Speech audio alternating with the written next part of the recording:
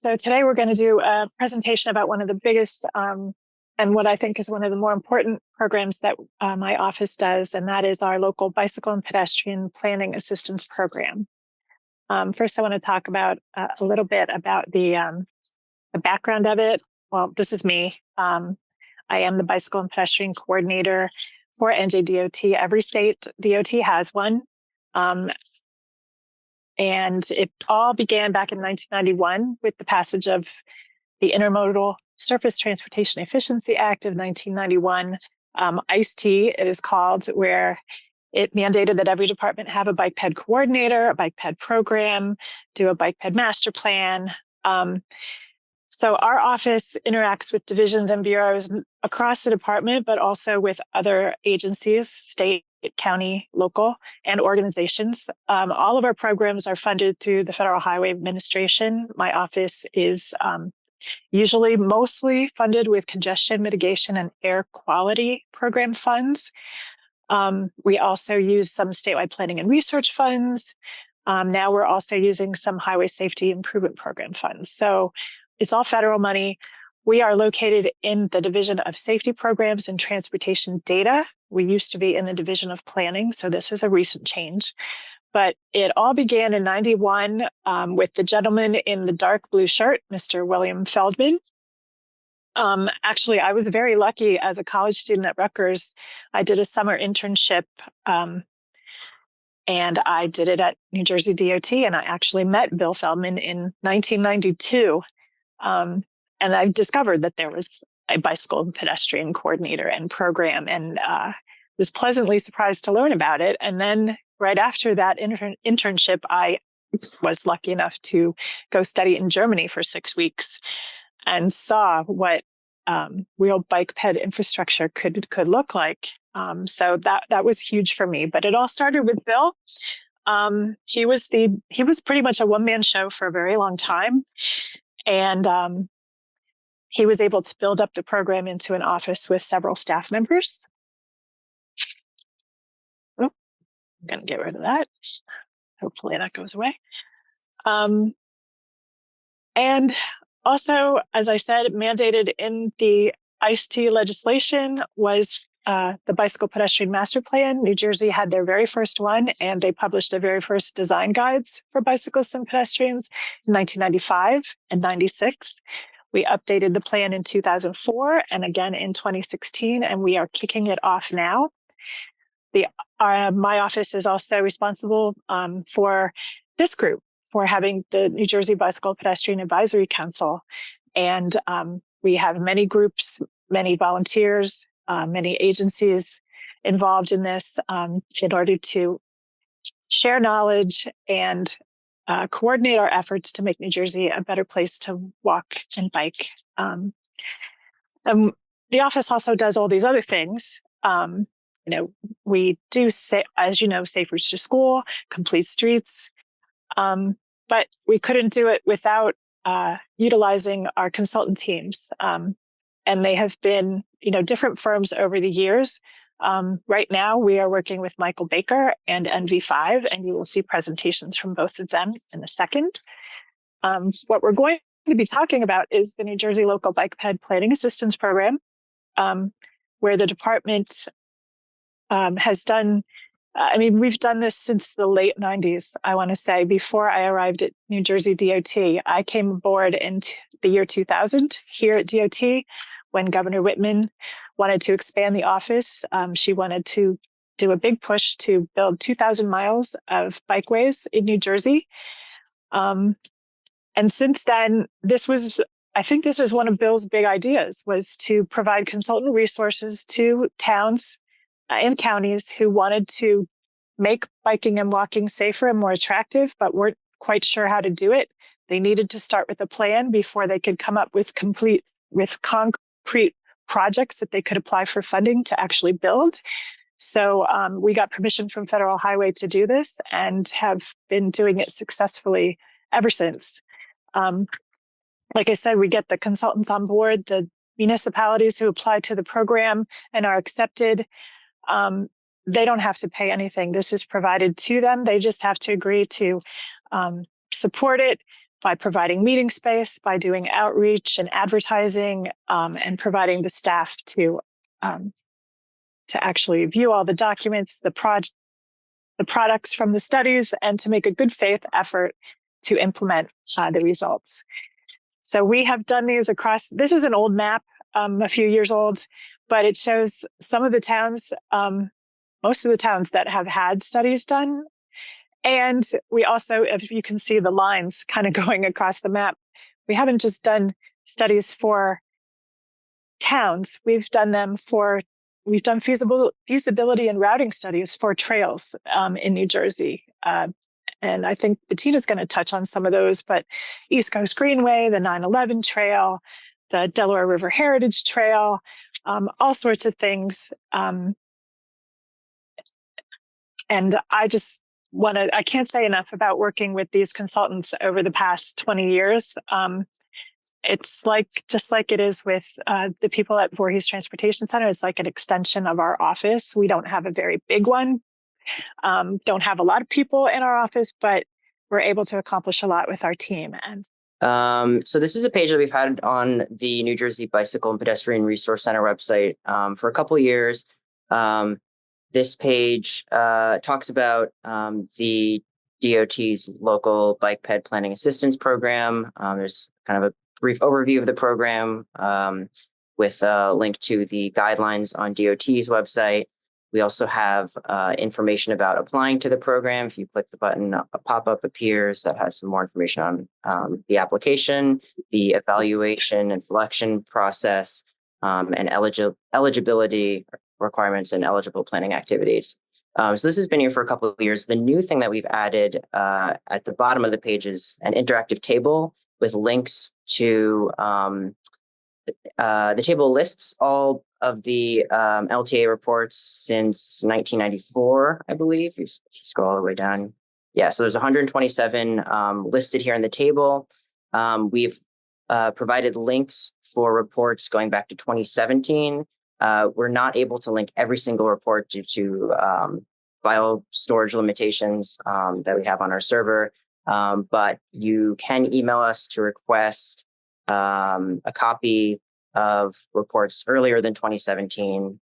We have our email provided here, but we think this is just a really great resource that we've been able to provide that people can go back and look at all of these plans from the past 5 years and earlier.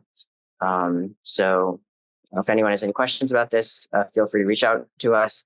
This is as comprehensive as a list as we've been able to put together at this point. But if you are scrolling through here and you see a report that is missing, please reach out to us and let us know, and we can go digging around for it so we can get that information up here as well. So thanks. Yeah, just want to add, the table is fully sortable. And Sam, can you just go to the top and just show quickly where it is in the menus? All the way, yeah, you can just... Yeah, sorry, I've got a couple of things up here. Okay, so this would be located under the resources tab on our website, NJDOT local bike ped planning assistance program.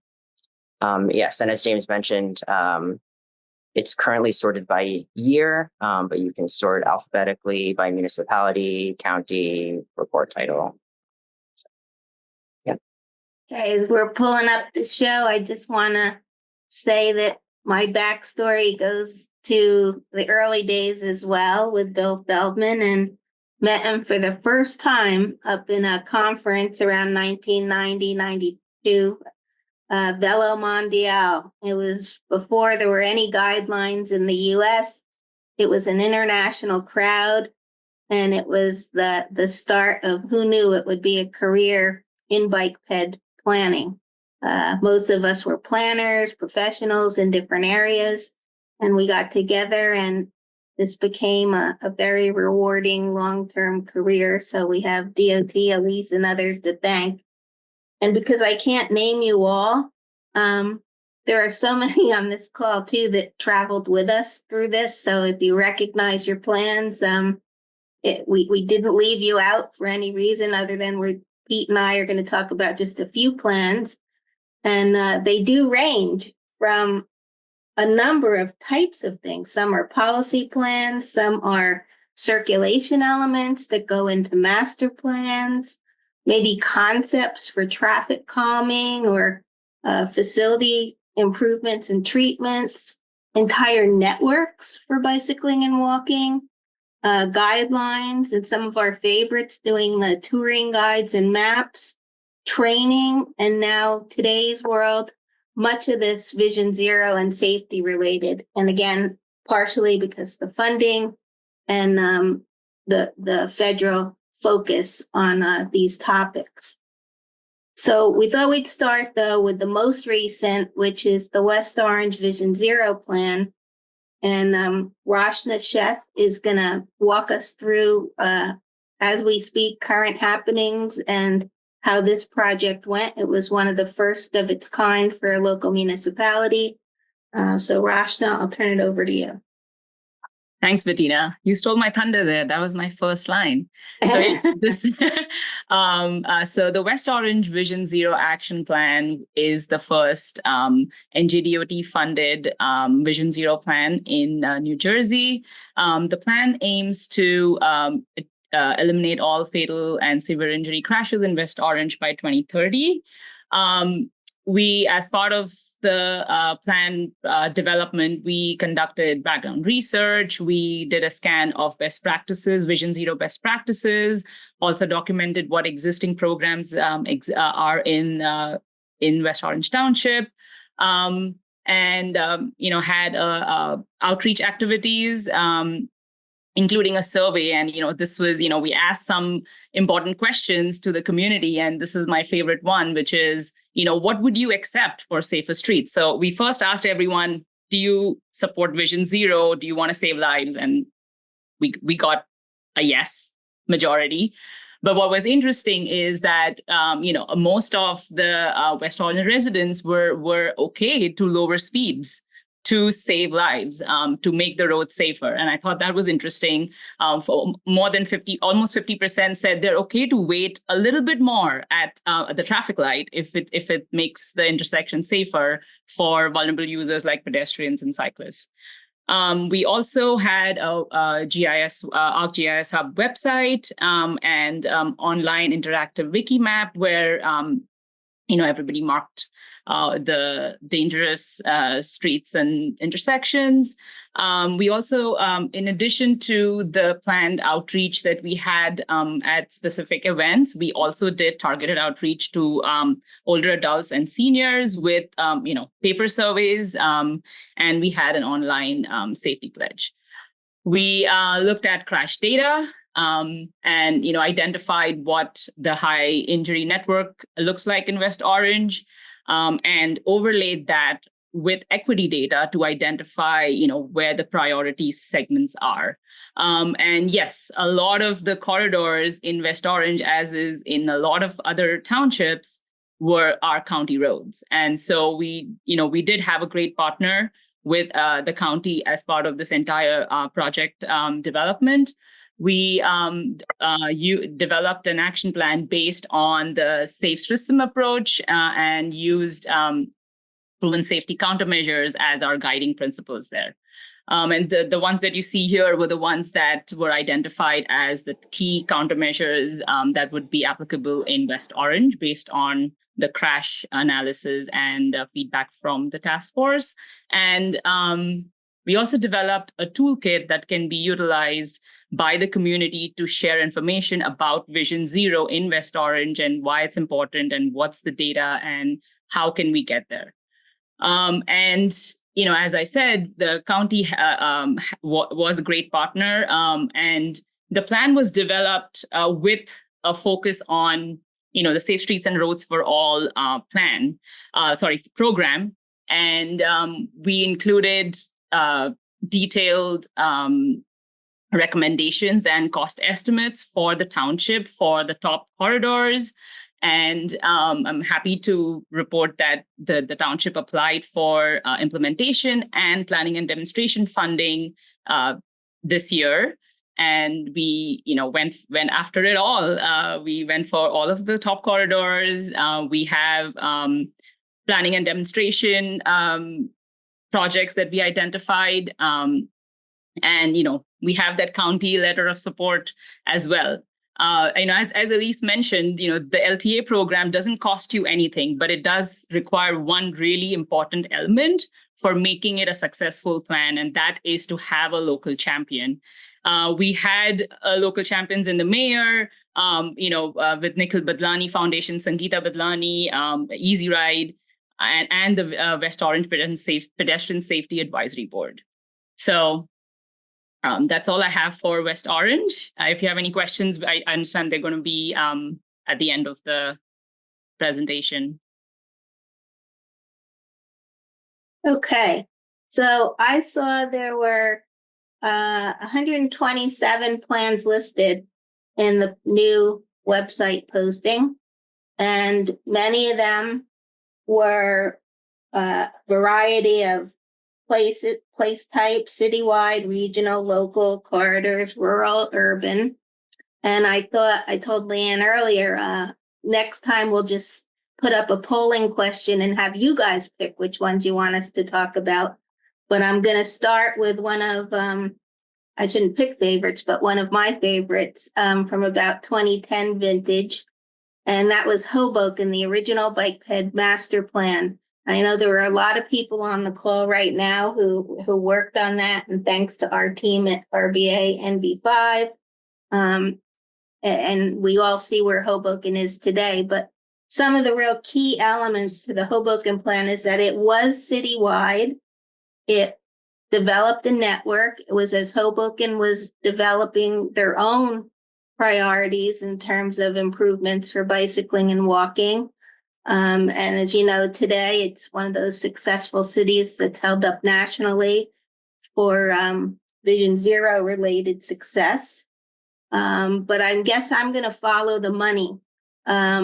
What happened immediately after the plan, and immediately is a relative term, so from 2010 to 2013, there was a contract to actually design Washington Street, the main street of Hoboken. And that's a street that now is done, built, and successful with a few tweaks. So I put two links in this slide that would be worth going to, but one is the mayor of Hoboken today just spoke at the National NACTO conference and talked about this project and where they're headed and pros and cons of that history. It's really worth a read, his keynote speech. And then last thing about Hoboken was, again, back in the day, one of my favorite outreach demonstration events was run by Tiffany Robinson, who is now back with us from New Zealand. And people here on the call, Mike Dannemiller especially, all participated. And it was one of the first and early demonstration projects as part of National Parking Day that involved a street corner, taking over parking spaces, the city engineer rather. And that's Laura Torchio in the upper right. I forgot to mention Laura, of all people. So again, successful pop-ups, bike facilities, and they're now doing more, even more as we speak, launching the city again as a national model, all from a local NJDOT planning assistance project. Another example of the level of effort for these plans is also you can do much smaller plans. It doesn't have to be citywide. So Maplewood elected to look at 4 corridors and address safety and traffic calming and really focus on intersections and improvements for safety. It was supported by the mayor, a lot of advocates, neighborhood groups. And I'll just show you quickly what happened with this one is they were able to go through a needs assessment, identify intersections that needed help, and an action plan came out of this with very, very low-level concepts where paint, street closings, high visibility crosswalks were all part of the solution. And if you see the intersection, there is 3 streets coming in, and this was a street closure project. So if we go to the next slide, you can see that, there you go. So you can see that a street got closed off, improving the intersection, and is built and successful today. So 2018 to 24 was that kind of timeline. Right. And then Elise mentioned, and I don't want to take up too much time. I think I have a couple minutes, but beyond just the municipal level plans or corridor plans, are these corridor plans rather for the different trail projects. So Delaware River Heritage Trail was one of the first. As Elise said, Christy Whitman signed the map. We even have that still in our archives, the original map at NV5.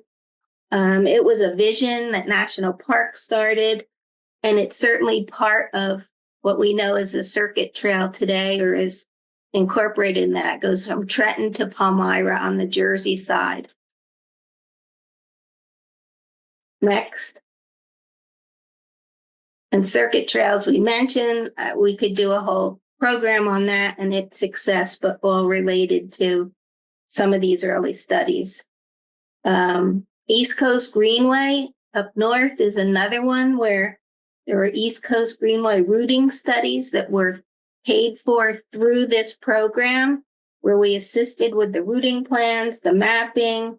Mike Danimer Miller lived and breathed this route himself. His kids grew up as little kids to big kids by the end of these projects. And it sparked all sorts of other work, whether it was a George Washington Bridge bikeways, the new New Jersey DEP Greenway from Montclair to Jersey City is a segment of the East Coast Greenway, and then other future trails networks for northern New Jersey, like the Northern Valley Greenway and Route 9W improvements. And then the last one I'll note is was a very small project, but really key. The red lines along the Hudson River waterfront walkway, where you go from the George Washington Bridge south, those are gaps in that walkway that is along the water. And this was just a quick, limited project scope, not a comprehensive plan, to look at the real estate, the access, the right-of-way for those gaps to help advance and connect that gap in the whole system. And then if I had to sum up, I guess the real benefit of preparing these plans under local assistance, here's just a handful of them, of the 127. These are more recent. But now is the availability, obviously, of the TAP and Safe Routes funding, and not just local aid and other funding sources. So all these local assistance projects moved right into the funding for TAP and Safe Routes. So it's a great precursor to all that. And then finally, lessons learned. All these bullets are things over the past 20, 25 years. My first project was 1997 in Leonia. It was called Traffic Calming and Safety Ahead of Its Time. But you always need the local needs, the local champion, inspiring people, including all users, all abilities. The tech experts can provide the traffic or the outreach or the professional assistance, and then build stuff, conduct demonstrations, which we're getting great at today. And I think I'm looking forward to tracking and building on these successes too. I think that's a next step that we need to be involved with, because it's great to look at this website that's just posted and we can learn so much from it and apply more. And I think with that, I'll close on our piece, and Pete is going to talk about some other examples. Yep, thanks, Bettina. Oh, wait, last slide, the thank you. And here's the core group back in 2013 of some DOT consultant people. I didn't have a slide of all of you at VPAC, but you should be the photo next to this one. This is the core group in New Jersey who's making these things happen. So thank you all. I'm going to talk a little bit more about the challenges and specifically some of the equity communities we've worked with. You can see up here, Patterson, Newark, Trenton. And this includes work by Michael Baker, WSP, with a lot of support from Susan Blickstein and Mercer Planning Associates. So, first of all, what we always hear, regardless of where we go, people want more bike lanes. They want complete bike networks. They want better maintenance.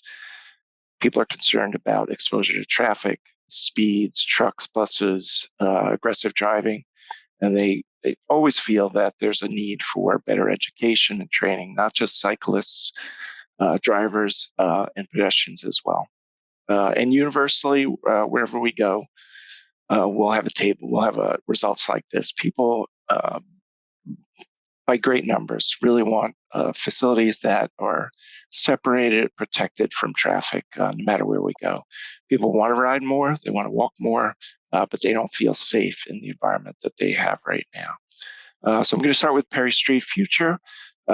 We got started with Perry Street right at the beginning of COVID, and it really affected what we did, who we talked to, and how we did that.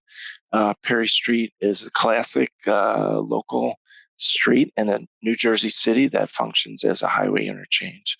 It's a really great neighborhood. It's got some nice parks, schools, churches, small businesses, social services. Really contributes a lot to the community, but it's really put upon by the fact that these what a traffic engineer would call an obsolete design. You would never design a roadway like this today, but it's what fit at the time, and we got to make best, of what we can do with that. It's got everything: crash occurrence, crash severity, high speeds, high volumes, a lot of trucks, and pedestrian exposure and pedestrian crashes. So really, at almost every intersection, every corner, there's a problem that needs to be addressed. As I said, we started during COVID, so we had one indoor event, and then we had to go virtual.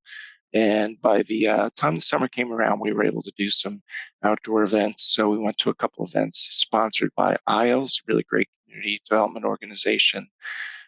So what we did was really focus, and I get this from Susan Blickstein, really that idea of just sitting down and listening to people, understanding their concerns, and try to work with them. What I learned, honestly, is that if you live in one of these equity communities, you are probably not really familiar with the kind of transportation project that we have these great renderings for and look beautiful. You probably have never seen something like that unless you went to another town. So it can be a little bit of a tough sell to get people to understand how a bulb out or a better crosswalk or a curb extension is going to make their life better. So that, part of the problem became, a selling job as well.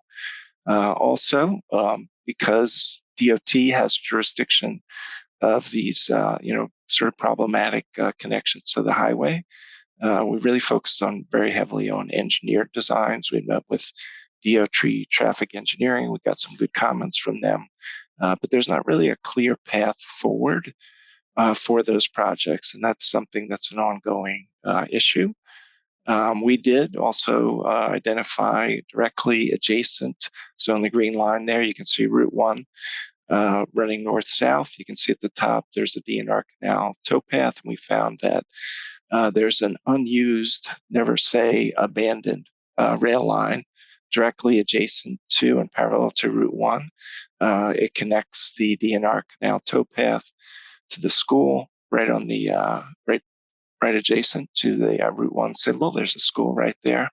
The courts, Trenton City Hall, and all the way down to the railroad station. And this is actually the continuation of the rail line, which just to the south of here is the river line.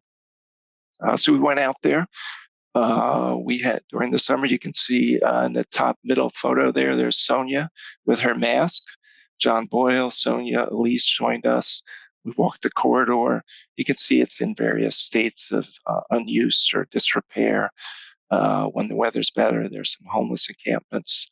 And we also coordinated with Charles up at VTC, and he got the Bike Ped Studio to do a small project. And that nice rendering on the top right there was developed by the students.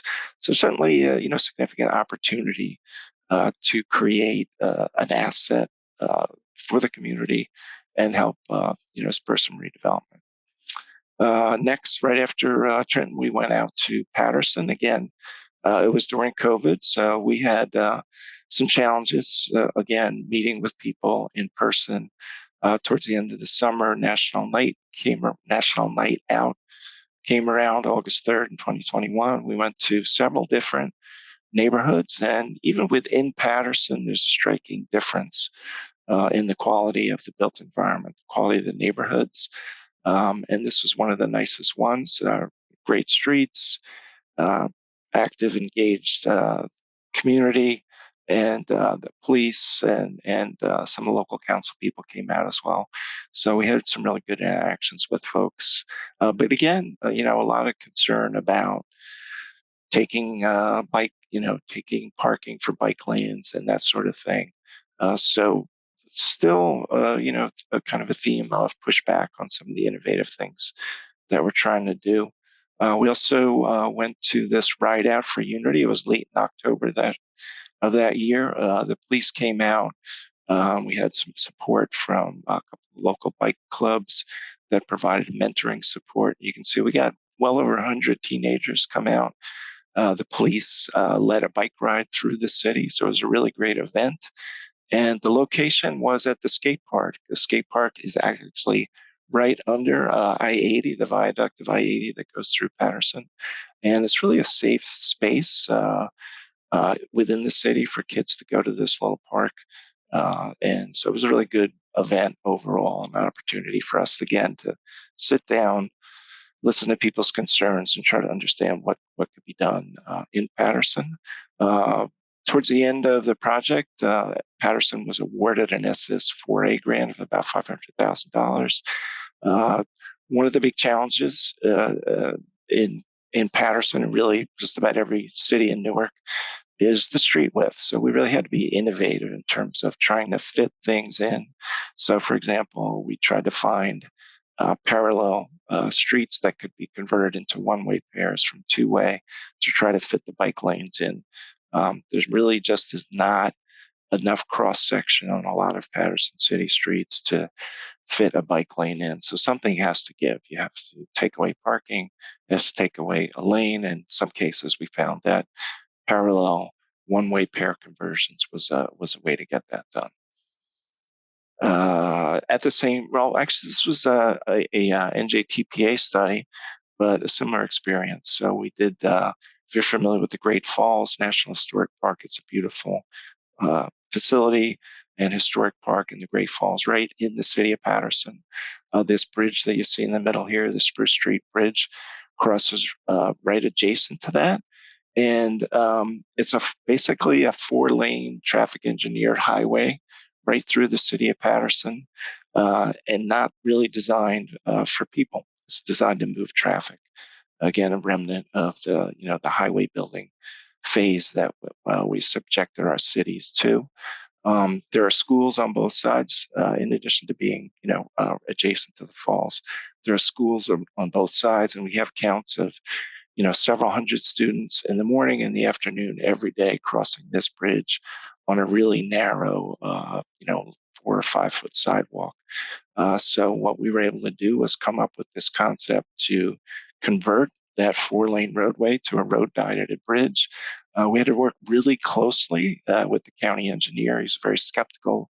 Initially, we had a regional model, we had a synchro model, we had a VisSim model, and finally we had to prove to him that we could take out one of the left turn lanes because the volume was very low. We actually had aerial photography to demonstrate that the key left turn could be removed and that the roadway would still function. We were really lucky because this was when we were with WSP. Some guys in the office were actually designing the bridge project at the exact same time we were doing the planning study. And we were able to, once we convinced the engineer that the concept of the road diet was viable, to stop the 4-lane design, slow it down. It took a couple of years to get everything going again, but it was rebuilt essentially, as you see right here, as a 3-lane road diet. And we went from sidewalks that were less than 5 feet to 12-foot sidewalks. And as best I know, the experience is that the road diet is working really well. And it's certainly a much safer environment that reflects the context instead of having a highway, designed through the city. Before you, we do need to wrap up shortly. Just okay.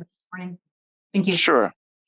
So bike Ironbound, I'm going to jump to one of the key parts of that was 5 pilot projects. We worked very closely. If any folks I know knew Jack Natta, he insisted that we could develop some pilot projects. And what we did was find 3 pilot projects that he could get built within months of the plan adoption. You can see here a photograph of one of those. It looks great.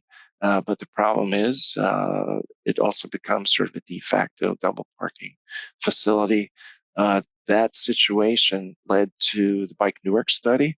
And one of the key things was that instead of bike lanes open to encroachment from parking vehicles, the idea of protected facilities became the preferred design.